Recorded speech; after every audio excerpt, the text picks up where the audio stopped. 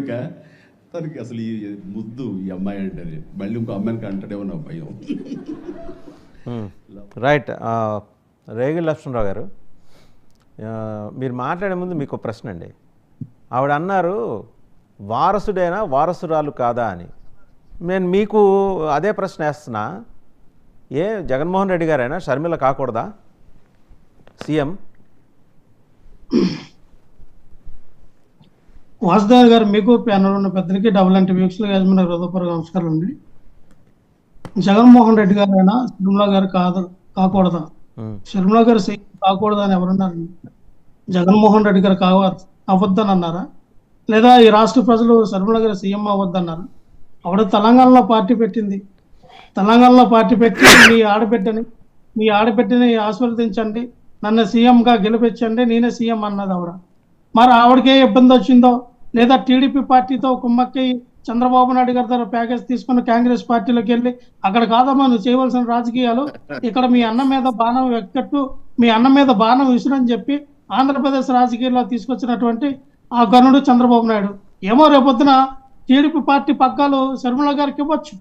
ఎందుకంటే నారా లోకేష్కి అంత సత్తా పత్తా లేదని టీడీపీ వాళ్ళు అనుకుంటున్నారు కాబట్టి నారా లోకేష్ యొక్క ఆ భర్తీని షర్మిల గారు తీసుకుని రేపొద్దున టీడీపీ పార్టీకి సీఎం క్యాండిడేట్ గా షర్మిల గారిని పెట్టేసి తప్పలేదు. ఎందుకంటే మేము శ్రీనివాసు నేను ఏంటంటే ఇక్కడ వాసుదేవన్ గారు, చిరంజీవి గారు అక్కడ ఇచ్చిన స్టేట్మెంట్ ఏంటంటే వాళ్ళ ఇంట్లో సహజంగా అందరూ కూడా ఆడపిల్లలు ఉన్నారు, బహుశా మళ్ళీ ఆడపిల్ల పుడుతుందేమో, ఈసారి మగపిల్లలను పుట్ట అంటే ఆయనేమో చిరంజీవి గారు దేవుడు కాదు, రామ్ చరణ్ దేవుడు కాదు. దేవుడు ఎవరైతే మనకి ఇస్తారో వాళ్ళే మనకు పుడతారు. దానికి మగపిల్లలు పుట్టాలా ఆడపిల్లలు పుట్టాలనేది కోరుకుంటుంది సహజంగా.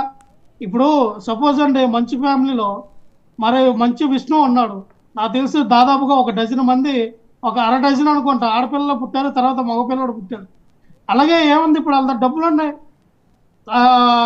యుక్త వయసులో ఉన్నాడు రామ్ చరణ్, వాళ్ళ ఓపుక ఆడపిల్ల పుట్టిన తర్వాత మగపిల్లడు పుట్టినంత వరకు పుట్టించుకోవచ్చు.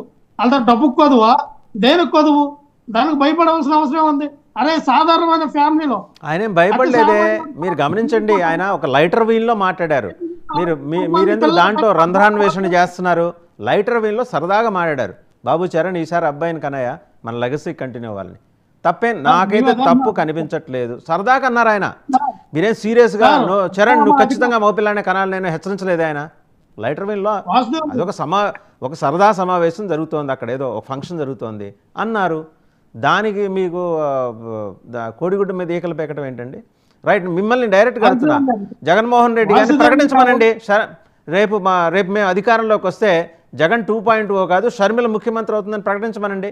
జనం మీ వెంబడి పరుగుల తప్పదు. చూడండి, వినండి సార్. ఈ రోజున కోడిగుడ్డు మీద ఏకలు పీకే కార్యక్రమం ఎవరు చేస్తూ ఉన్నారు?